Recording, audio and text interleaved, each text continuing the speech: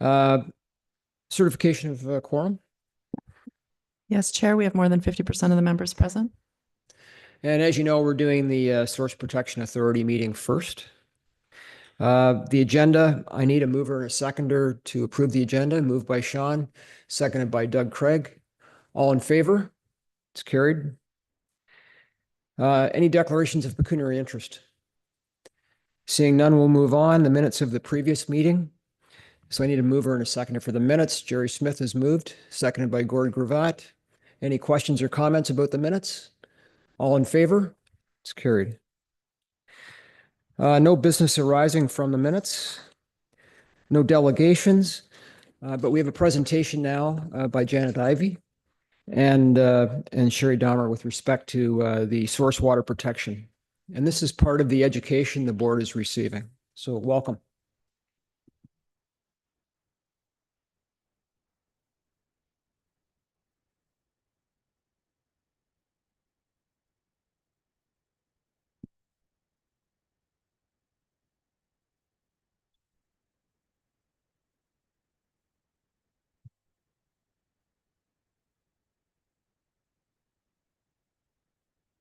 Thank you, Chair and Board, for the opportunity to provide a bit of a presentation under the source protection agenda this morning. I'm going to speak briefly to the source protection program broadly, and then Sherry Dahmer, the source protection program manager, will speak to the report about the annual report on implementation of the plan. So the Grand River Conservation Authority is bundled with 3 other conservation authorities as the Lake Erie Region Source, the Lake Erie Source Protection Region. And we deliver a mandatory program under the Conservation Authorities Act that is described under the Clean Water Act. And we in this region, we have one of the most diverse, complicated, and busy source protection regions in the province. And that's because we have a population, a growing population of about 1 million people spread across 55 municipalities and 2 First Nations. And so drinking water in our region, under those communal systems, those public systems, are serviced by about 250 groundwater wells, and then about 20% of the drinking water within our region is provided by surface water sources like the Grand River and Lake Erie. So because of those growing populations, municipalities always need new sources of drinking water to bolster their supply. And over time, of course, the technical guidance from the province under this program evolves. These are some of the main program activities that the Conservation Authority leads for source protection. And the agenda package you have in front of you has examples of most of these activities today. So one of the things we do is maintain and support a multi-stakeholder source protection committee that had a strong role in developing the source protection plan and continues to oversee updates to the plan. So in your package today, you have a report endorsing 2 new economic sector representatives to this committee. And then the GRCA also acts as the keeper of the technical assessment report and the policy framework under the source protection plan to protect all of those wells and intakes. And in your package today, you see us bringing forward amendments to the Brant and Brantford sections of those plans for submission to the ministry for their approval. And finally, one of the things we do under this plan is assess and report on implementation of the Drinking Water Source Protection Plan on an annual basis. And to that end, Sherry will highlight a couple of aspects of that.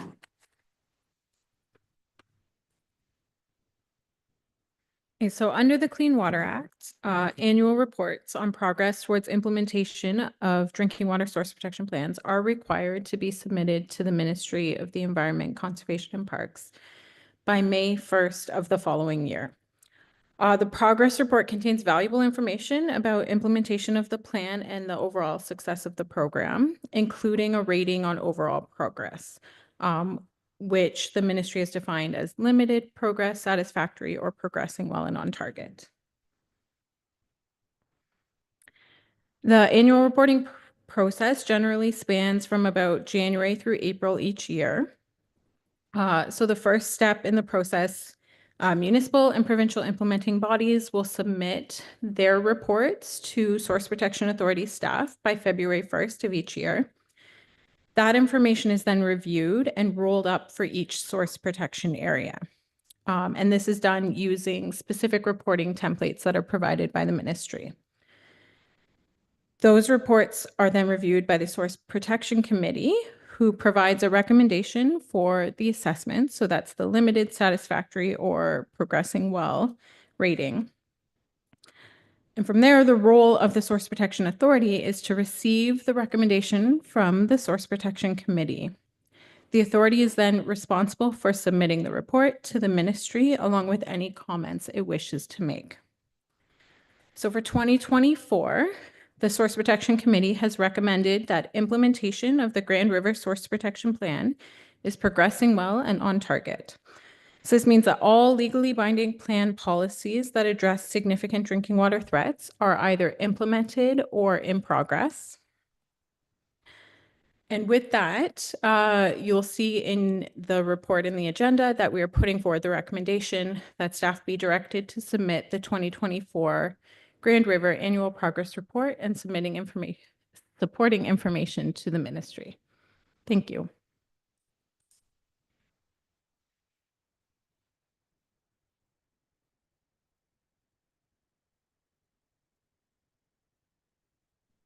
Thank you, Mr. Chair. A couple of questions. One question is regarding the resources for source water protection. You talked about the number of threats. It's basically doubled from 7,000 change to almost 15,000.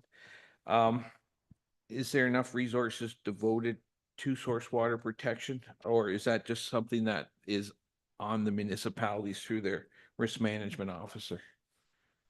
So through you, Chair. A couple things to note about that number is these are potential threats.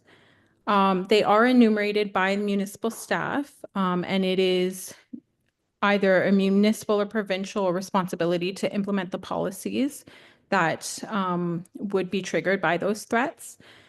So it is often municipal staff who are enumerating and confirming those threats on the ground. So a number of them are still to be ground truth. But yes, it is the municipalities. I mean, at the end of the day, it's the taxpayer, but it's through municipalities. Okay, and then I'm a little confused about the Source Protection Authority. And because you talk about drinking water threats, Janet mentioned wells and intakes. If I look at the authority, is there authority basically around wellheads and wellhead protection zones only? Or does it extend to the Grand River where, say, various municipalities take their water? Where's the authority? So through you, Chair, the assessment reports delineate vulnerable areas around municipal intakes. So that's those wellhead protection areas or intake protection zones. And there's technical rules that describe how to delineate these using science. So that identifies the area where policies can then be implemented. Okay, so it doesn't impact you. The authority then doesn't extend to the Grand River or its tributaries then? Only where it falls within one wellhead of those protection vulnerable zone. areas, Okay, yes. okay, and that's what I thought. So that really hasn't changed. So basically, you're focused on the wellheads, the intakes, and basically point sources within those areas, if I had to sum it up.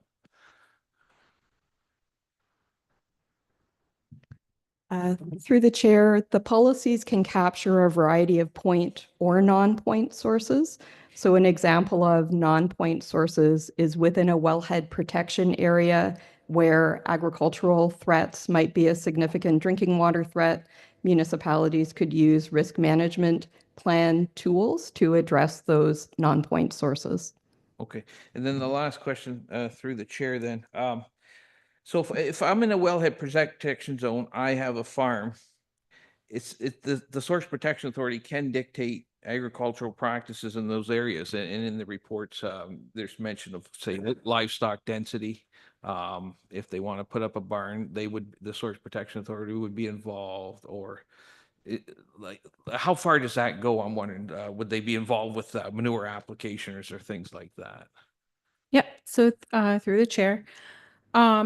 So the calculations of managed lands and livestock densities help inform areas where significant threats may be possible. So then you would go back to the specific circumstances to determine if it's possible in that exact location. And then it goes back to that list of the 22 threats that are outlined in the Clean Water Act. So application of manure would be one, but it would need to fall within an area that meets the specific criteria in terms of the vulnerability and the amount of managed lands or livestock density in that area. Okay, thank you. And Mr. Chair, what I'm trying to assess then, I guess, is at the end of the day, the Source Water Authority, Protection Authority helps us look after the water quality, water quantity, it sounds like as well. But as far as when we look at the nitrates, I think it's one piece of the puzzle, but there's other parts. So, okay, thank you. Any other questions of staff? All right. Seeing none, thank you very much. We'll move on. Oh, sorry, Kevin, didn't see your hand. Thanks, John. Are we able to ask questions at this point about the report that we received? This is the submission. We're going to get to the submission. Okay. Yep. Right. Okay, so correspondence is next. I need a mover and a seconder for two pieces of correspondence. Moved by Sue, seconded by Brian. Any discussion? All in favor? It's carried. Now we're into reports, and there are a couple. So, is it 10.1 you want to ask questions about, or 10.2? I think it's 10.2. Yeah, I think it's 10.2. Okay, so let's take a look at 10.1 first. I need a mover and a seconder for that report. Moved by David, seconded by Rob. Any questions? All in favor? It's carried. Okay, Kevin and staff, if you want to, Kevin, ask your questions before I look at a mover and a seconder with respect to source protection. There we go. So the question has to do with the long report we received. And first of all, just a general impression, this is almost, it's like a snapshot of what happened last year in respect to source water protection activities. When you're exercising your governance and oversight role, I find what I'm always trying to do is, okay, so that's a snapshot for what we actually did or what was actually done in 2024, but how does that compare to what was done in 2023 and 2020, it's the past history, because you're always looking, or you're trying to pick out trends and see if from the trends, is there something we need to be concerned about as an oversight body? And I appreciate that this report is really kind of, I think, driven by how it is we report to the ministry. I think this is what this is. But for our purposes, it's difficult to use it because it's not comparative to how we've done in years past. And, what the improvements have been, where we've plateaued, where in fact we're doing worse in terms of source water protection and watershed. I'm not sure if that's a concern that others might have or how it might be addressed, but I just raise that as kind of a general concern, how we actually as a board members use this information. I've got a specific question, and it has to do with the section 4, which is risk management plans. And that's page 5 of the report. And in there's mention of risk management plans and risk management officials. It mentions 6 inspections in Brant County and 2 in Oxford County, where activities were taking place on a risk management plan as required by the source protection plan. That's all there is there. So I'd be interested in knowing, can you give us some examples of what those activities were and how you or the municipal authorities then deal with that? And so that question relate to 10.2 or 10.3, right? So go ahead. And so through you, Chair, I would have to go back to the municipality to find out more details about the specific circumstances of those situations where they said the activities were occurring despite having the risk management plan in place. But what that does do with the municipality is the risk management inspector would likely inspect that property more frequently and work with the landowner to try to resolve the issue.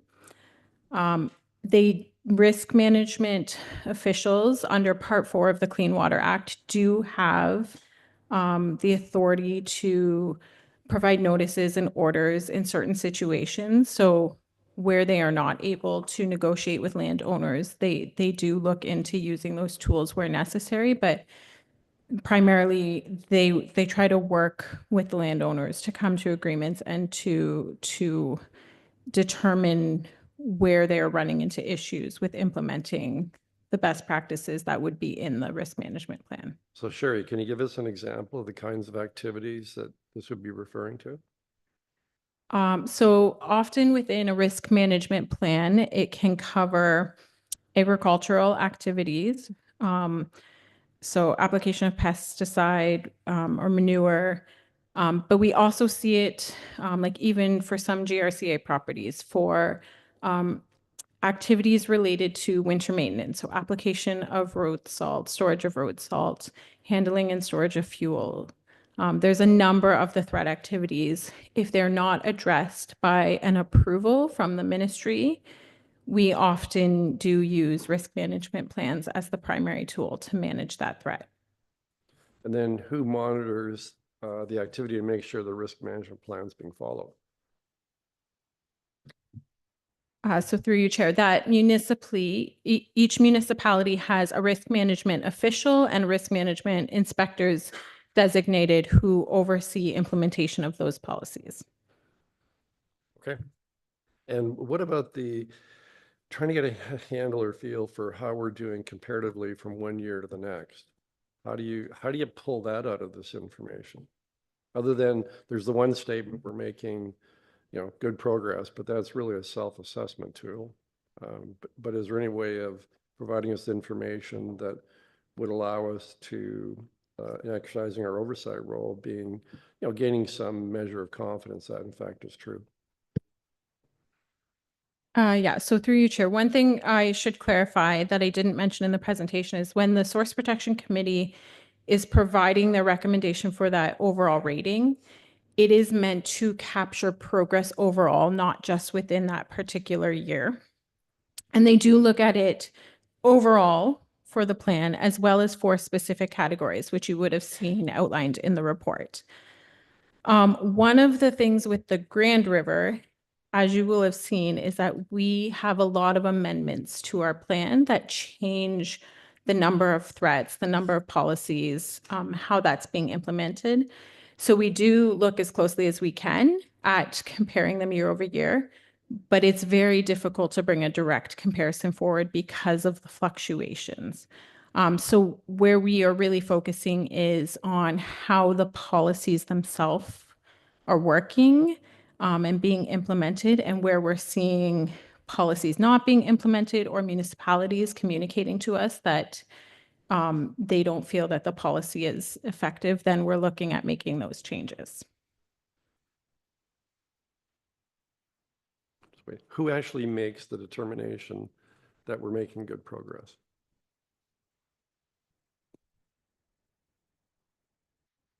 So that really, I think, is a collaborative effort. The municipalities are providing information that we then bring to the Source Protection Committee that then comes up to the Source Protection Authority.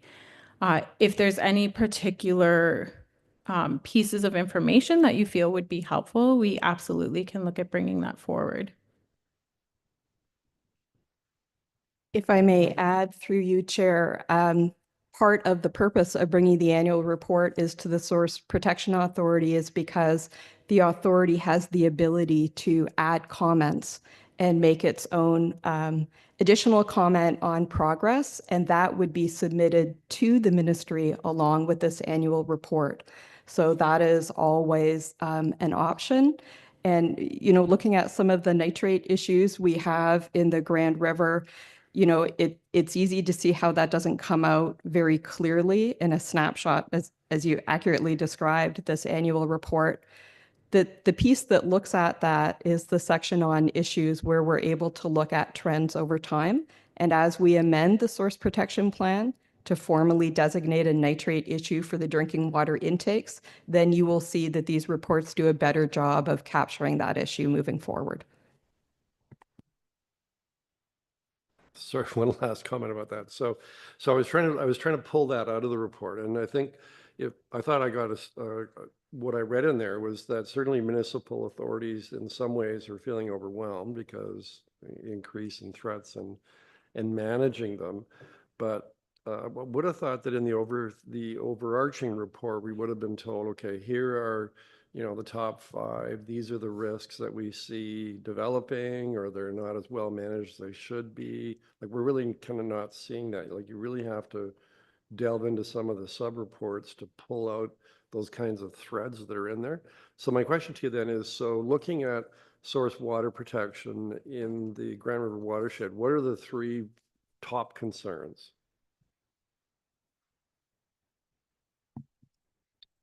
Through the chair, and I'll look at Sherry to add, as she's closer to some of the numbers than I am. But I think if you look broadly across the unmanaged threats that we have in the watershed, many of them relate to things like road salt management and winter maintenance. We have many significant threats identified at the desktop level that are not yet managed under risk management plans. I think the nitrate issue is a driving issue that is really going to shape the future of what we're going to focus on in the source protection program over the next couple of years. Unfortunately, the template that the province prescribes really directs us to report on what's in the plan. So in an instance like this, where the nitrate issue has not yet been identified in the plan, but will in a forthcoming amendment, then it kind of misses that story. But we certainly could, through the SPA's comments accompanying this report to the ministry, describe those matters that the authority is most concerned with. That'd be helpful. Like, an example would be, for example, I assume septic systems are also, could be a potential issue, right? And it would help us focus our lobbying and advocacy efforts if we knew from the staff that you're closest to it, you're seeing the trends. What is it we should be most concerned about in the watershed, and what should we be focusing on in terms of preventative and remediative steps? I just make that suggestion. Thanks, Mr. Chair. Any further comments from staff? Okay. Kevin, any further questions? All right, thank you. I need a mover and a seconder for 10.1. Moved by Sue, seconded by Bruce. Any further questions or comments? All in favor? It's carried. 10.2, similar vein. I need a mover and a seconder for this report. Moved by Brian, seconded by, okay, Colleen. Any further questions or comments? All in favor? All right. 10.3. I need a mover and a seconder for 10.3. Moved by Jim, seconded by David. Any further questions or comments? All in favor? It's carried. And sorry, Christine, I saw your hand too late. My fault. Staff had mentioned the Source Protection Committee member appointments in their presentation. I need a mover and a seconder for these appointments. Moved by Sue, seconded by Gord. Thank you. Any questions or comments? All in favor? It's carried. Nothing with respect to committee of the whole, nothing with respect to general business, no other business. The next meeting apparently is at the call of the chair. So I need adjournment. Need a mover? Sue, thank you. Seconded by Jim, or sorry, by Mike. All in favor? It's carried. So now we'll move into the general membership meeting. So certification of quorum for this meeting. Yes, Chair, we continue to have 50% of the members present. Great. The agenda, I need a mover and a seconder for the agenda. Moved by Lisa, seconded by Christine. All in favor? It's carried. No, any declarations of pecuniary interest? Seeing none. Minutes of the previous meeting, need a mover and a seconder for the minutes of the previous meeting. Moved by Bruce, seconded by Colleen. Any questions or comments with respect to the minutes? Seeing none, all in favor? No business arising from the previous minutes, no hearing of delegations, no presentations. Correspondence, before I take a mover or seconder, and I'm assuming, David, you'll be a mover. I know you raised this matter. Do you have any questions or comments? Just one comment there, Mr. Chair, and I'm very pleased to see staff's response to that letter. And as you pointed out, there were some 200 different email senders. So I appreciate what they said in their letter. I acknowledge, you can't disagree with what a lot of they said, but at the end of the day, the GRCA can only do so much, and we have to be beholden to the province and their rules. And it was good to see that the GRCA is looking at other lands to acquire to help them carry out their mandate. So all I'll say is a very good response to those letters.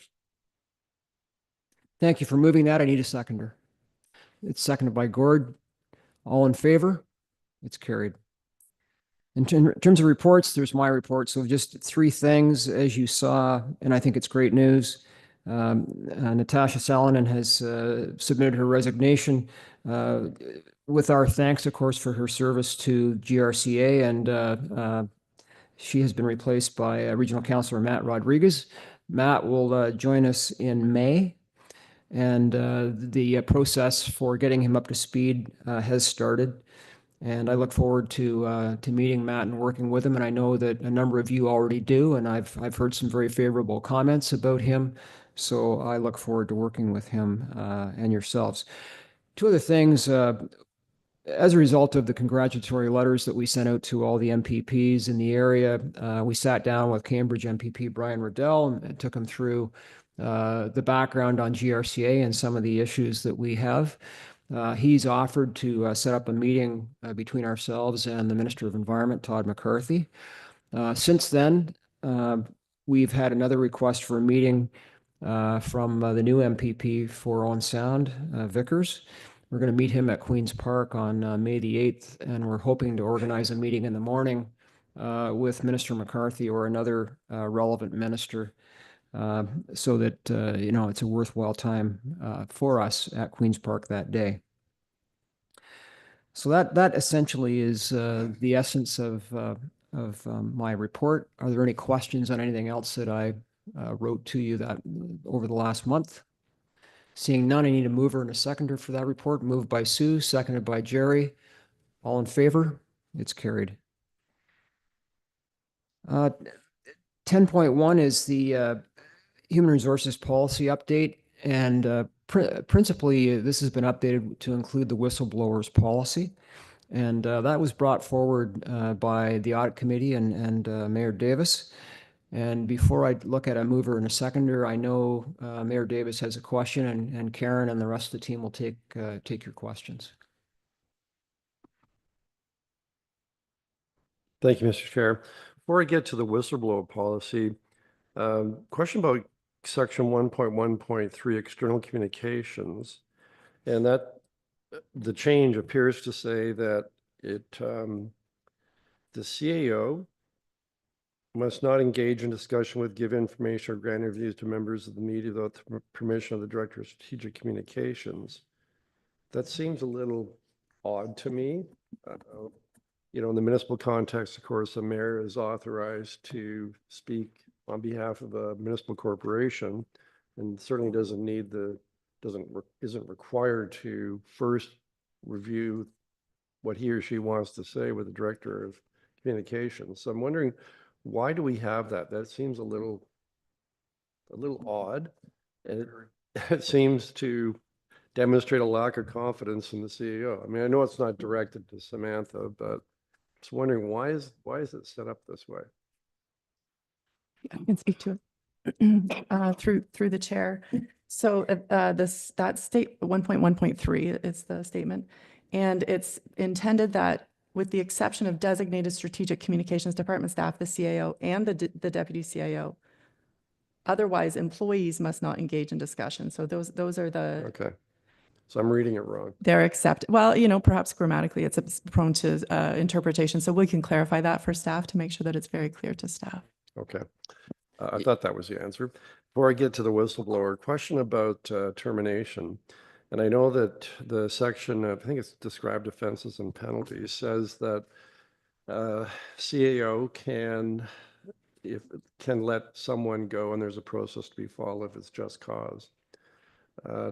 Does the CAO have the ability to dismiss without just cause? And what's the policy on that? Is that just assumed to be there and is to be exercised in accordance with the law, or the fact that it's not in here, does that in effect prohibit without cause terminations? Through the chair, yes. But obviously it's a very legal term from a labor law perspective, but the intention is that the CAO does have the ability to do so. Okay. So my last question is having to do with the whistleblower policy, and thank you for including it so quickly in response to requests by the audit committee and as endorsed by the board. There's a lot of different versions of whistleblower policies that I've seen, but the key component is having an outside agency that can receive whistleblower complaints that an employee or someone related to the corporation is not comfortable providing to an employee of the organization. And that's essential to have a good whistleblower policy. Then the question becomes, so you have an outside agency that then would manage those complaints or reports. And I see you've got in here typically what you see in terms of those policies. Then the question becomes, okay, so the outside agency, who do they then report to? Who do they give information to? And that's a critical component of an effective whistleblower policy. Who will know about a complaint made through that procedure? And so you have to sort out between minor complaints and kind of major complaints, right? And there should be, as part of that process and policy, some information flowing up to the board that provides the oversight role for the organization. That's my concern, that when you look at the complaints go to an outside agency, then most of them will, the responses will come back to staff, various staff, and it's only complaints or concerns relating to very senior staff that would flow back to you, John, as the chair. What I've seen, and so the problem with that is we as a board may not be aware of whistleblower complaints. They're not about the senior staff, but maybe they're serious enough that we should be aware of them. And what I've seen in some organizations is that on a quarterly basis or every 6-month basis, there'll be a report going to the chair that'll outline sort of a summary of all the complaints and reports made to the whistleblower, the outside agency. I don't see that in here, and that's my concern. I think, respond to that. So we have a process that we have begun with respect to legal matters and other issues that flow to the board on a confidential basis. And to me, it makes inherent sense to include whistleblower information in that report. Okay, if that's going to happen, then I think perhaps it should be reflected in the policy. Yep. And I'm glad to hear that it would come to the attention of at least yourself and perhaps even better the board on a confidential in-camera basis. Again, it's not seen as any indication of a lack of confidence in the organization, Right. but this is something that'll be in place for many years, and you want to make sure that the board is able to exercise its governance role and oversight, and that the information that is critical to that oversight role does flow up to the board, at least, if not all the details, but at least so they have an understanding of what's going on. Yeah, and I see myself not as first among equals on these kinds of things. In my view, you should see the same information I do when I see it. Okay. And so we can very easily modify the existing document to include that if we get to a point where we've obviously got information to share. So when would that come then, that amendment to the policy that confirms that there is going to be a reporting mechanism to the board? Yeah, we'll do that. Are there any other questions with respect to this? Yes, Sue? Thank you, and through you, Chair. Yes, I understand this is similar to the Integrity Commissioner and municipalities, but we don't get every frivolous response, and I think we have to be careful not to get into the weeds. And so it has to be really high-level common sense, because if we start doing every nitpicky thing, getting into the weeds, we're going to get away from what our actual job as a board is. So it has to be a balance at an appropriate level. Thank you. That's a very valid comment, and I hope that the third party organization who we contract with uses that judgment well. But thanks for that point. Any other questions or comments? Okay, seeing none, I need a mover and a seconder for this, approval as amended to include the reporting information. Sue, seconded by Jim. Any further questions or comments? All in favor? It's carried. And thank you for that. Gift acceptance policy. I need a mover and a seconder for this this motion. Yes, moved by Pam. Seconded by Bruce.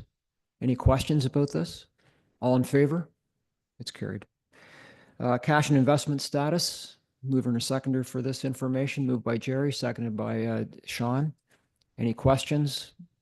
All in favor? It's carried.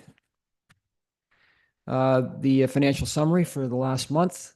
Need a mover and a seconder for this report. Moved by Jim, seconded by David. Any questions or comments? Seeing none, all in favor? It's carried. Quarterly permit report. I need a mover and a seconder for this report. Moved by Gord, seconded by Mike. Any questions? All in favor? It's carried. The residential program write-down demolitions.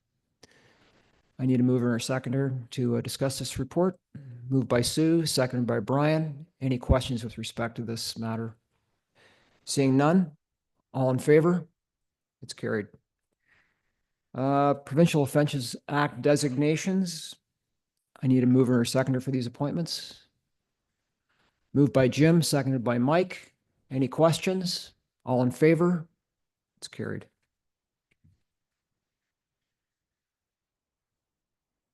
So there will be a staff report by Vahid, a presentation on the following two matters, and I know that some members do have some questions. So Vahid, if you want to begin your presentation, and then following his presentation, I'll take a mover and a seconder, and obviously I'll take your questions. Thanks.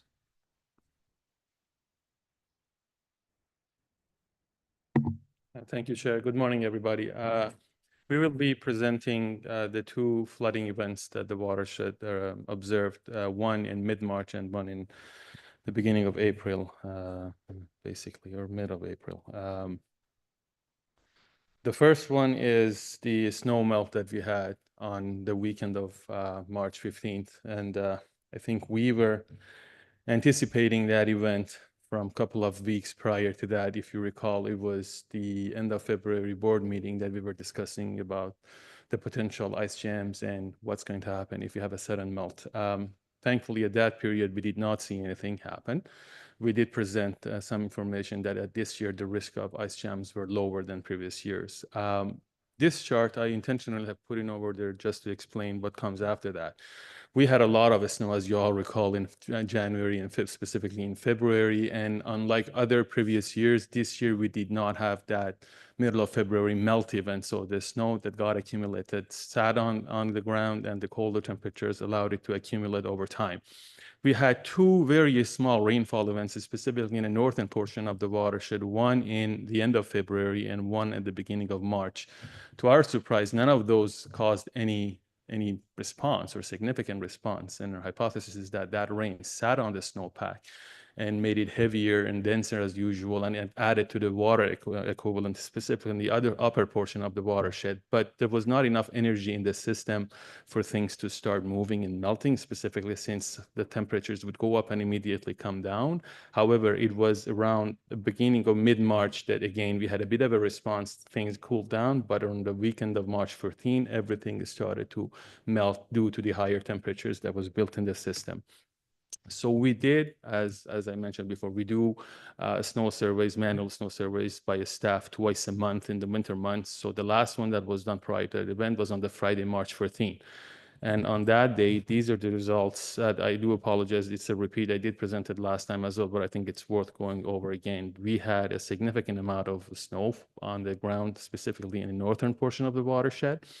Here on the table up top, you can see how much water equivalent we had in the snow and what's the proportion of the water that we had in the snowpack compared to the capacity of the reservoirs.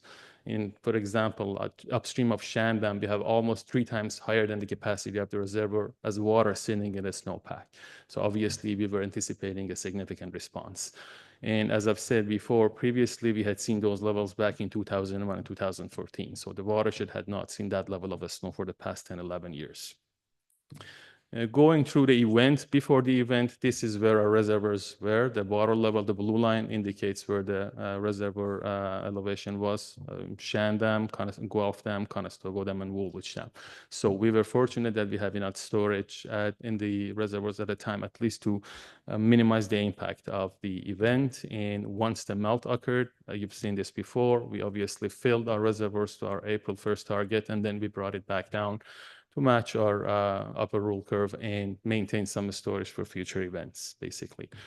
Going through the event, we had overall 5 flood watches. Mind you, I did have a special flood quarantines meeting for the CEMCs across the watershed on Monday or Tuesday, March 4th. So everybody was relatively informed in advance that there's potential for things to happen, but we issued the first flood watch on Friday afternoon, and then as we went through the event on Saturday and Sunday, we started issuing warnings.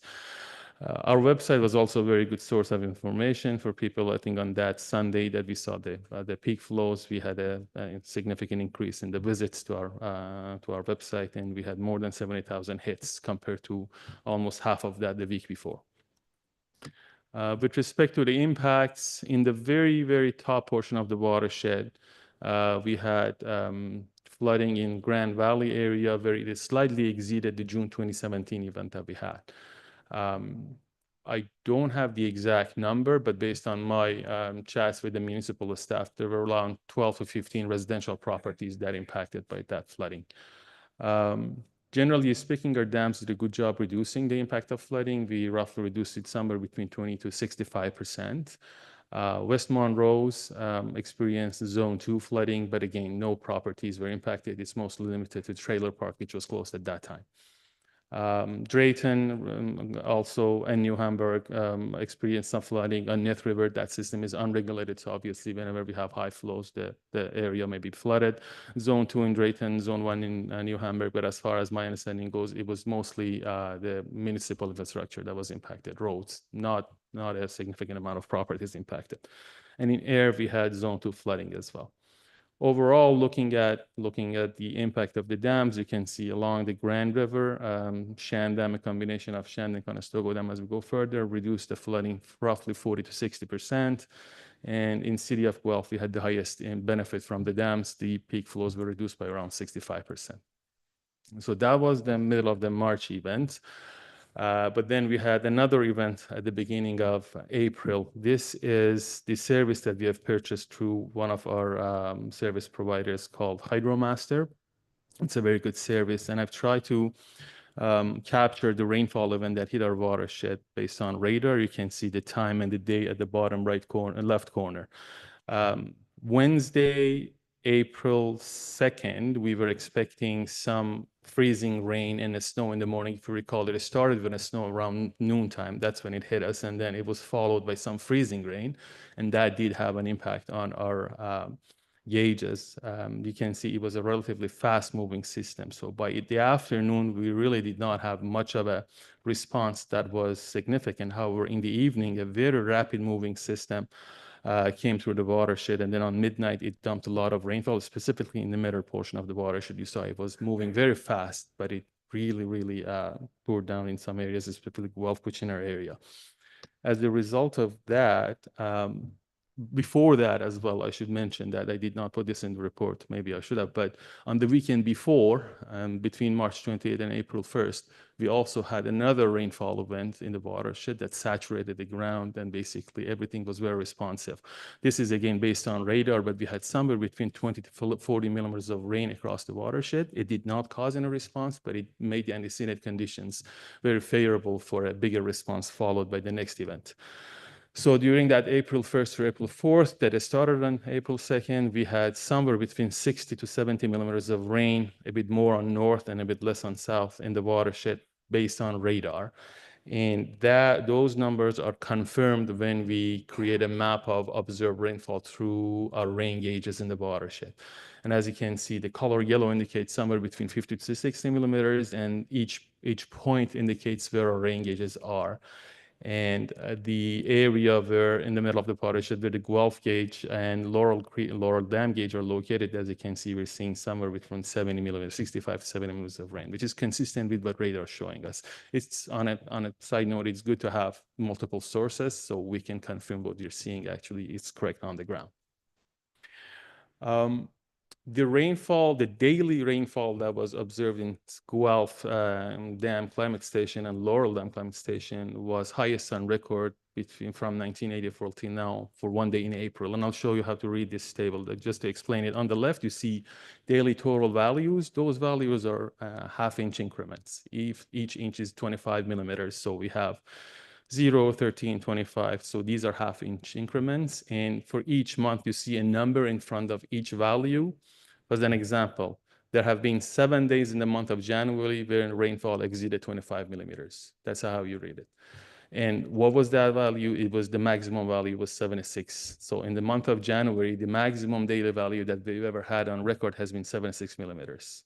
Move to April, in the month of April, we had 65 millimeters on April 3rd, and that was the highest on record for City of Guelph. Similarly for Laurel Creek, we had around 70 millimeters rain on that day, and that was highest on record. So that indicates to us that it was a definitely a large event that would prompt a good response. Again, going through the communication, we had 6 watch and warnings starting from March 31st. So we started notifying the residents from the weekend before because we had both rains in the forecast, and then going through the event, we issued watches and warnings as needed. Again, our website as it was a very good source of information for residents, and we saw a good boost in the number of the pages that were hit, around double than normal, 68,000 versus 35,000 during the event. With respect to impact, the dams did not have as much storage as before in March compared to now. So they did not reduce it significantly higher than before, but at least there was a good reduction of around 15 to 45%. Grand Valley and Waldemar did see a response, but the response in that area was limited and it was not as significant as what was observed during the March snowmelt event. And it was mostly limited to municipal infrastructure. In other parts of the watershed, we had, again, West Montrose Zone 2 flooding. Again, no properties, mostly the trailer park.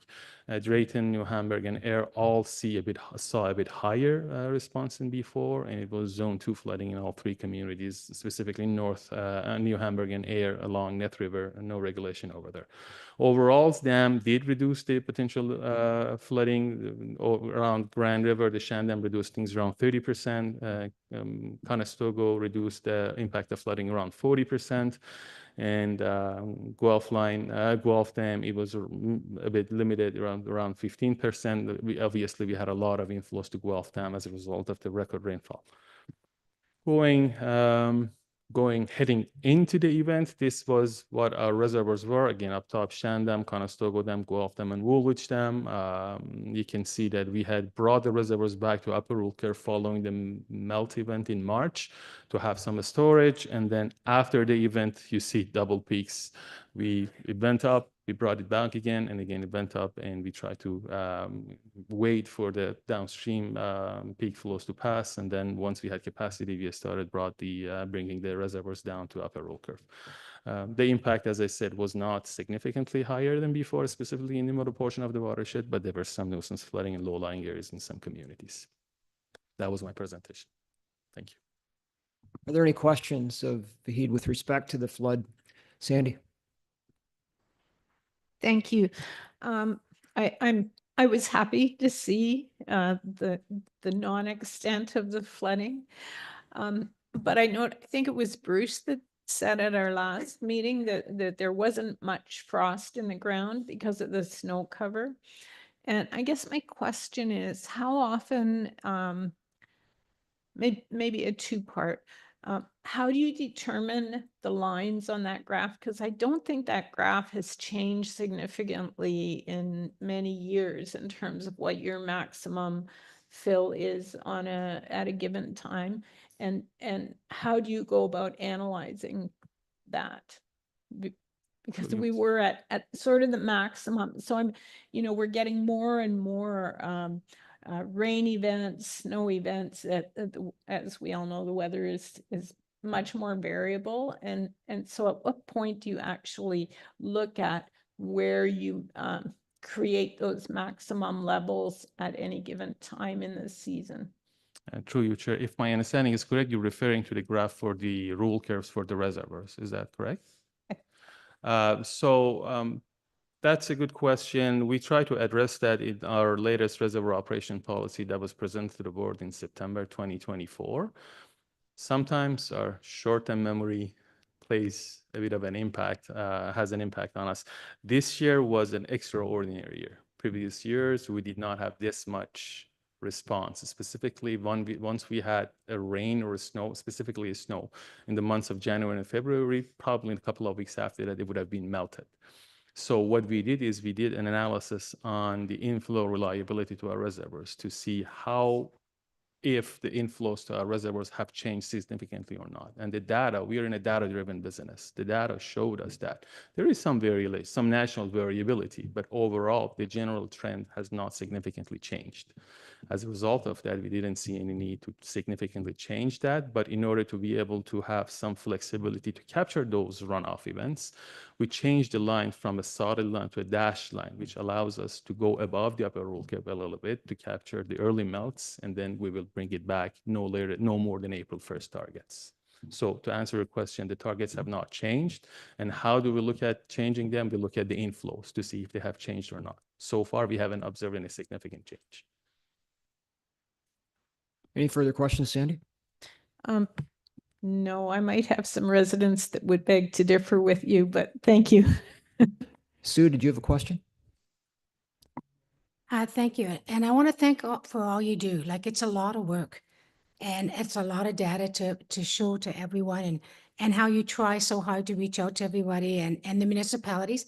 And you work really well with my staff. Right. And we were able to mitigate all situations. So I want to thank you, because I remember when I first got into politics 26 years ago, that we talked about the 100-year storm, and it was a 100-year storm.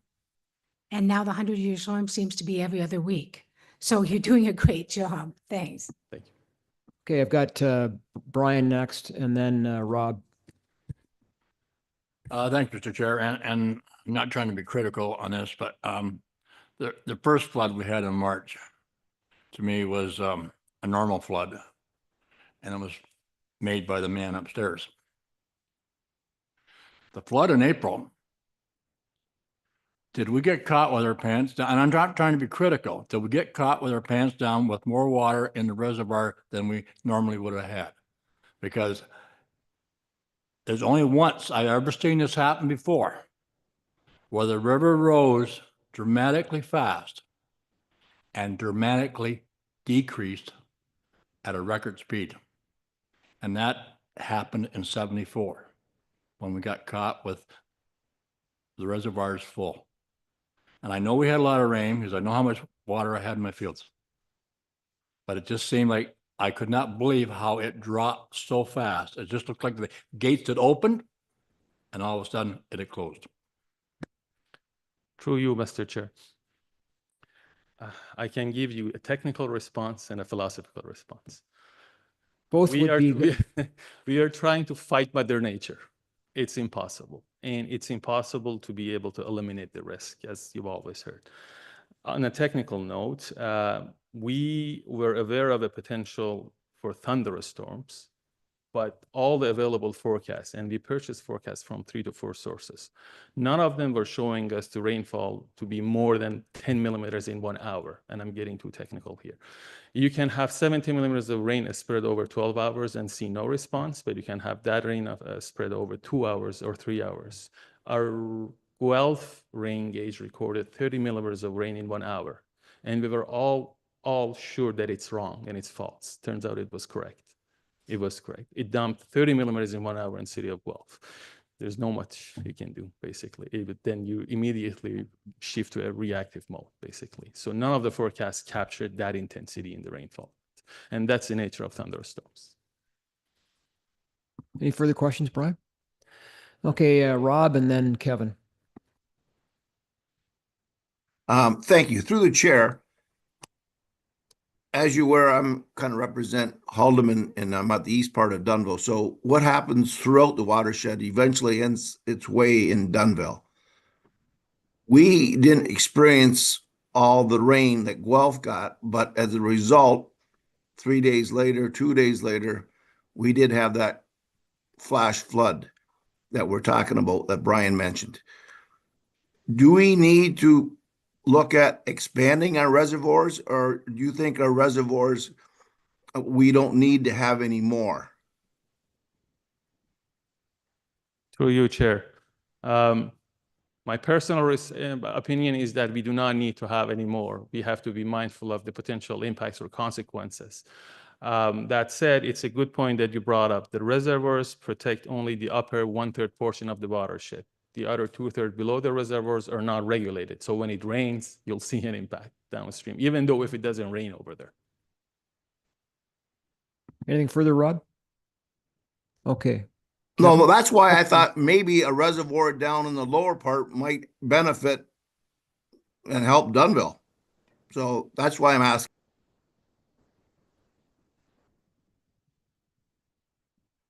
Yeah, Vahid, through Mr. Chair to Vahid, following up on Councillor Coleman's question, should we have drained the reservoirs faster after the first event? Through you, Mr. Chair, we did drain them. We brought them to the upper rule curve. We have to be mindful of the potential impacts of dropping too fast. It's going to have some potential impact on the shorelines across the reservoir, some erosion, as well as the receiving water bodies downstream. So all the water courses downstream will still fill. If I discharge more than that, or if I had discharged faster, I would have caused flooding downstream as well. The receiving water capacity is also another potential parameter that we need to consider when we try to operate reservoirs. Plus, forecast is forecast. Over the past 3-4 weeks, we have had 50 to 60 millimeters of rain in the forecast that none of them happened. You know what I mean? We a lot of times we have to react, because despite the fact that we have rain in the forecast, we don't know if it's going to happen or not until we see the first response of it, or until we see the first glimpse of it, basically. So we did try to bring our reservoirs down as fast as possible to the rule curve, and almost all of them were at or below the rule curve when the second event hit. So what would you have done if, kind of a hypothetical, what would you have done if you had a forecast after the first event, if you had a forecast that showed you, say, a day or two later, that in 3 or 4 days we were going to get, for sure, the historic rainfall in some parts of the watershed? What would you do with the reservoirs in that scenario? I think the key is what you said, for sure. There is no, there is no 80% forecast. That's the thing. Quite frankly, I've been taught in the way that we've operated here, the term is that we don't pre-dump, basically, based on the forecast. And as far as my understanding goes, none of those historical events when they caused, or which they caused flooding, were forecasted. If you ask me, I would have brought down everything to where our operating rule helps allow us, and then wait for the event to happen. again, we cannot eliminate the risk.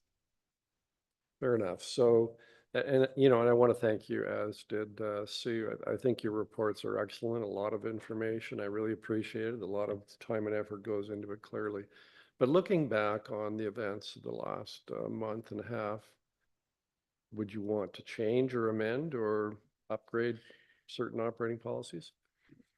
That's a very good question. I appreciate you asking that. And I do apologize if it might not be the place for it, but these two events are a perfect example of why on the stormwater management side, we say, consider there is a back-to-back rainfall event. So when we design stormwater management ponds and other flood management facilities, we need to be consistent with the requirements that design guidelines provide us to draw down to follow the drawdown policies, so the municipal infrastructure have capacity for the following event. With respect to our policy, I would say I still consider this year an extraordinary year. It was not normal. So we need to do a bit of more study to say whether we can definitely change anything or not. My gut feel is that not really. Right. But I take from you're saying it has caused you to look and reconsider what it is. Certainly. It's a dynamic thing. Absolutely.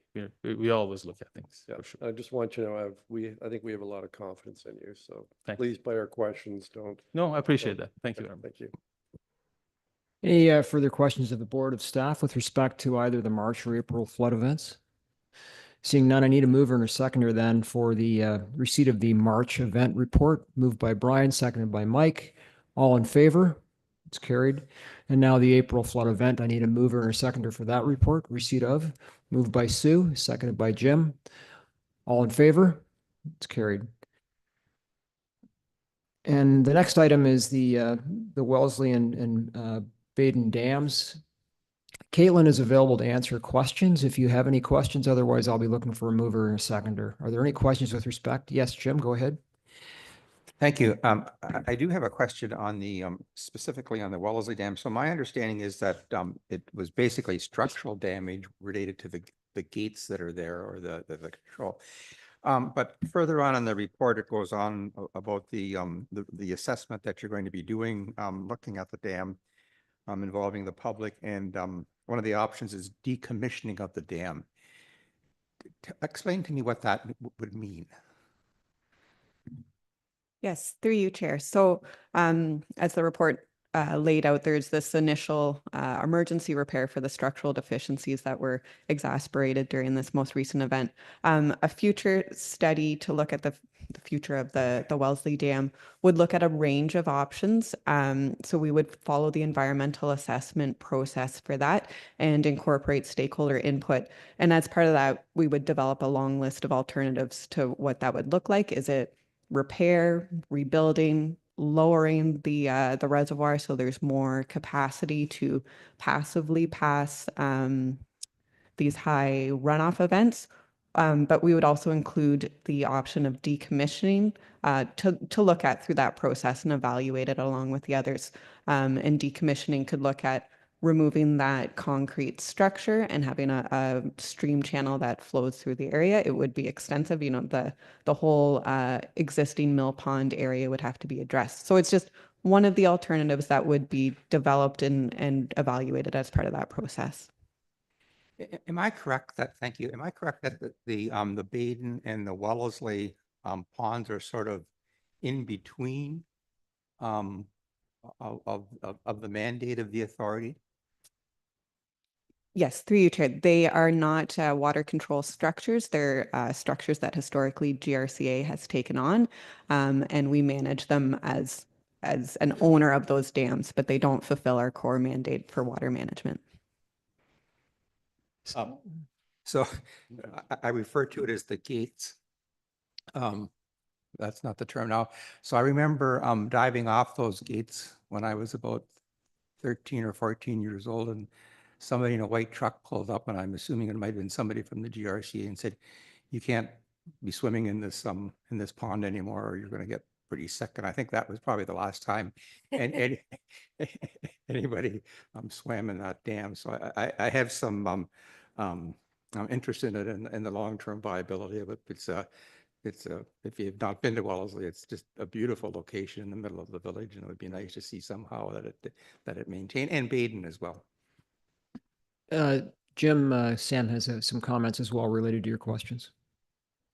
Through you, Chair. I just wanted to highlight, I think with the legislative changes that had us go and look at the programming from category 1, 2, and 3, one of the things that it did identify was funding for flood control dams versus non-flood control dams. So we are going to be bringing a report back to the board because we have about 20 dams that would fall into the non-flood control portion. And the challenge with that now is funding. So those dams we can't use the land sale reserves to manage those dams or maintain those dams. We do have a small reserve that we're utilizing for the work for Wellesley and Baden at this time. But as a result of the changes to the legislation, it's the funding framework for those dams is different now as well. And under the new framework and what we'll be talking about and looking for board direction is when there is maintenance required on those dams. If we don't have enough in the reserve for the non-flood control dams, there is the ability for us to basically special levy the benefiting municipality. And so as you can probably imagine, that's not an exciting thing for the municipalities to hear. So part of what the report's going to do is just talk to the board about how we're going to approach these. It is great that the province just released some funding for existing infrastructure, soil erosion control and flood infrastructure. But the challenge is going to be with these small dams, of course, is the funding and the maintenance of them, particularly when they don't serve a purpose for the authority. So I just wanted to say that you will be getting a report coming back talking about that. Did you say there were There's about 21. Wow. Good luck. Yes, Jim, they may be interested in your story. They won't be interested in the bill. So I need a mover or a second. Oh, sorry, Sandy, go ahead. Yeah, I think the report that you're bringing forward will answer the questions that I wanted to ask. When will that be coming approximately? Through you, Chair, May or June? Okay, yes, Ken, go ahead. Mr. Chair, I apologize if this is redundant, but do you think we could get earlier in like an email memo, like the different types of dams and just have it disseminated in terms of it being fully operational and kind of where it stands in terms of its category as well? Just for information purposes. So the seven large dams plus Damascus are considered flood control dams, and all of the other dams are considered non-flood control. So we can give you a list of the non-flood control dams, because the flood control dams are the ones that we have that fall under the reservoir operation policy and those types of things.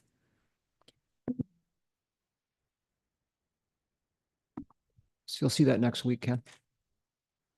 Any other questions or comments?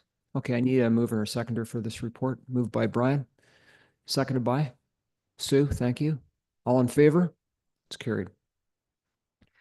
So now we're down to current watershed conditions. Pretty boring after March and April. Any questions of Vahid with respect to this report? Okay, I need a mover and a seconder then, please. Moved by Gord, seconded by Jerry. All in favor? It's carried. Nothing under committee of the whole or general business or other business. We're going into closed. So I need somebody to move and second so that we can go into closed. Sean has moved it, seconded by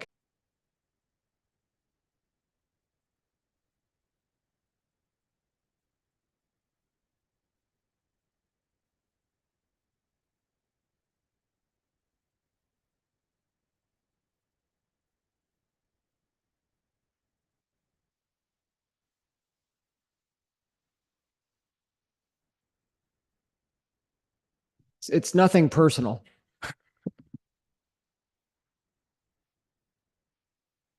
It was a good discussion. Well, we'll continue. We can start now? Okay. So I need mover and a seconder for the minutes of the in-camera meeting. Moved by Bruce, seconded by Doug. All in favor? It's carried. And then the general insurance policy approval. Sue and David, all in favor? It's carried. And then the next meeting. So before we have the next meeting, on May 2nd, we have our last kick at the strategic plan. And Friday, May the 2nd, and I would encourage as many of you as possible to either attend in person or attend via Zoom. There's a couple really key points to the discussion that I think that you need to be aware of and participate in, and staff need to hear your perspective because at our May meeting, we will be approving the strategic plan. So this is our last kick at the cat. And like I say, I encourage it if possible. I recognize it's a Friday and it's the second Friday in a row.